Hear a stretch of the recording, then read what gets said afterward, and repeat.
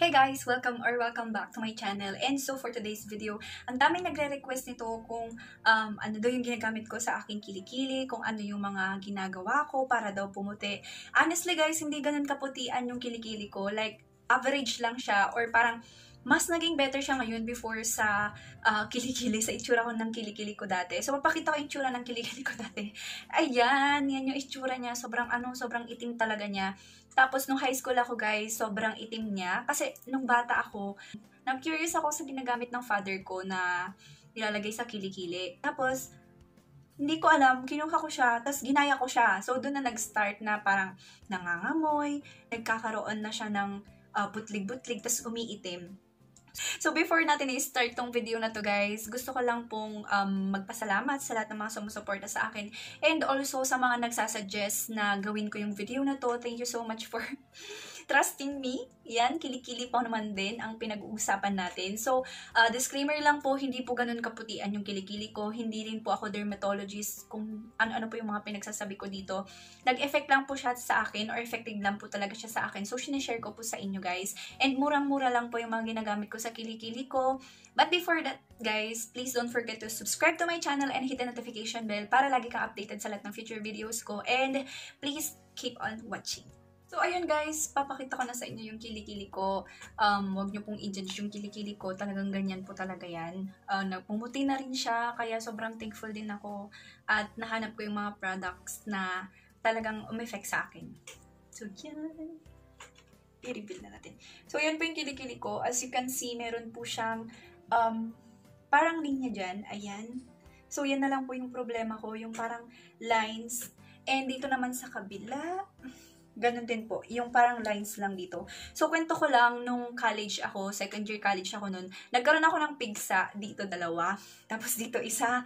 So, ang nag-alaga sa akin nun yung asawa ko. Every time na matutulog ako, nagkaganyan lang ako. Yan, ganyan lang yung tulog ko. Kasi sobrang sakit talaga. Then, doon na rin nag-start na umitim. Ayun, nagkaroon nga ng peklat, which is ito, hindi na siya naaalis.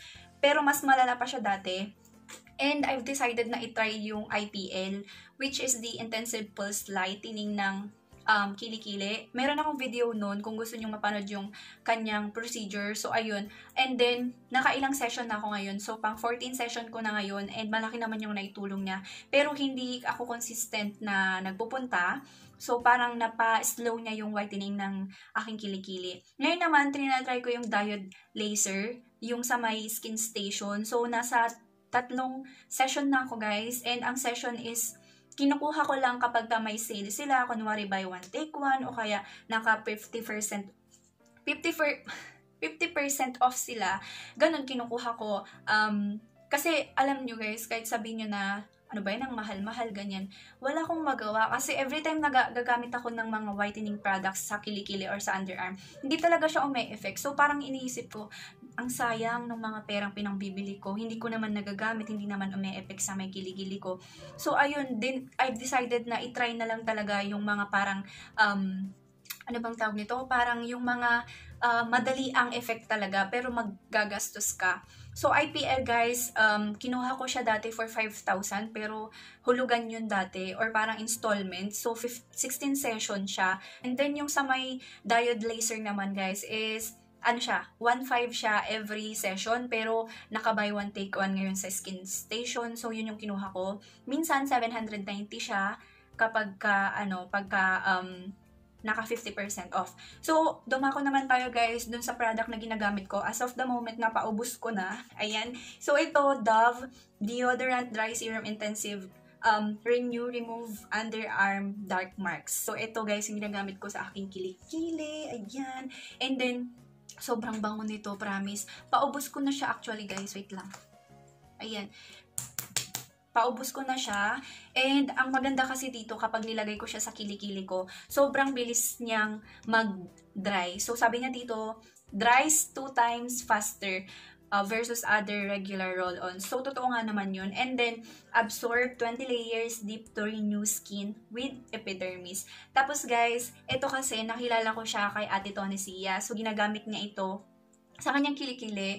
And meron din yung time na in-email nila ako, in-invite nila ako sa kanilang lunch pero hindi ako nakapunta. So sinabi ko, tatry ko na lang siya. Kasi yung isang deodorant nila ginagamit ko din, which is yung underarm corrector yata yun. Papakita ko dito. Yun din yung ginagamit ko before. Pero hindi ko siya naubos kasi gusto kong itry ito. Bumili din ako actually ng isa pa, yung violet, yung intensive renew na smoothens and firms underarm skin. So, ito yung isusunod ko after nito. So, hindi ko pa siya nabubuksan. And nakita nyo guys, ginamit ito ni Ate Tony Sia sa kanyang face. Ginawa niyang primer. So, balik tayo dito guys. Ang nagustuhan ko dito, nagli-leave siya talaga ng mabangong smell. Lalo na kapag bagong ligo ako, tapos tatabi ako sa mga friends ko. Sabi nila, ang bango mo naman, ganun. Kasi, sobrang bango talaga nito. So, ito yung packaging niya. Ayan, tube type siya. So, kahit saan mo siya pwedeng dalhin, hindi siya yung matatapon, ganyan, and then sealed talaga siya. So, with collagen kasi siya, and then vitamin B3. So, for 48-hour protection.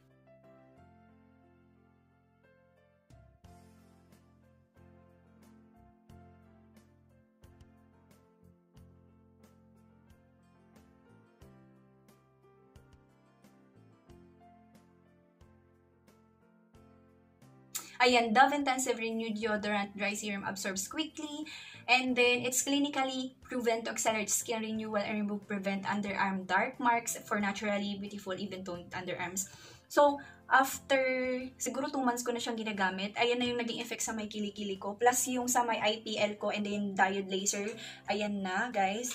So, makikita nyo, hindi siya ganun kaputian, alam ko po. So, ito, yung parang, problema ko na lang is ito. Hindi ako nahihiyang ipakita kasi, gusto kong makita ninyo yung totoo talaga, yung hindi naman ganun talaga kaputi yung kilikili ko. Basta mayroon lang improvement, ayan. Kasi ang daming nagchat sa akin kung ano daw yung ginagamit ko. So, eto guys, nabili ko siya sa Watsons ng 149 pesos. Tapos, nag-sale kasi siya noon, naging 109 na lang yata siya. So, binili ko na siya. Saan mo siya mabibili? Sa Watsons, pwede mo siyang bilhin. Pwede mo rin siyang bilhin sa Mercury Drug, meron din. Tapos, minsan meron din sa 7-Eleven, may nakikita din akong ganito. So, anong ginagawa ko guys? Hinuhugasan ko yung kilikili ko ng regular soap ko, which is yung sa may Beauty Derm, yung aking, ano bang tawag doon? Ultralight soap.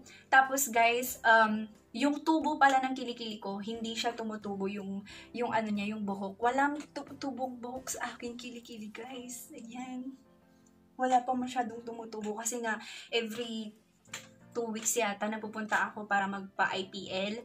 So, kung nagtataka kayo kung bakit IPL tas Diode Laser, guys, kasi meron pa akong natitirang session sa aking IPL, so dapat ko yung tapusin. Every 2 weeks ako babalik. Kapag naman nagpayad Diode Laser naman ako, yun yung gagawin ko. After 6 weeks, doon ako babalik. So, ayun lang guys. Sinishare ko sa inyo yung aking secret para pumuti yung kilikili ko. Kasi nag-post ako dati na nakaganyan. Ayan, kasamputin ng kilikili. So, makikita ninyo, parang ito yung magpantay.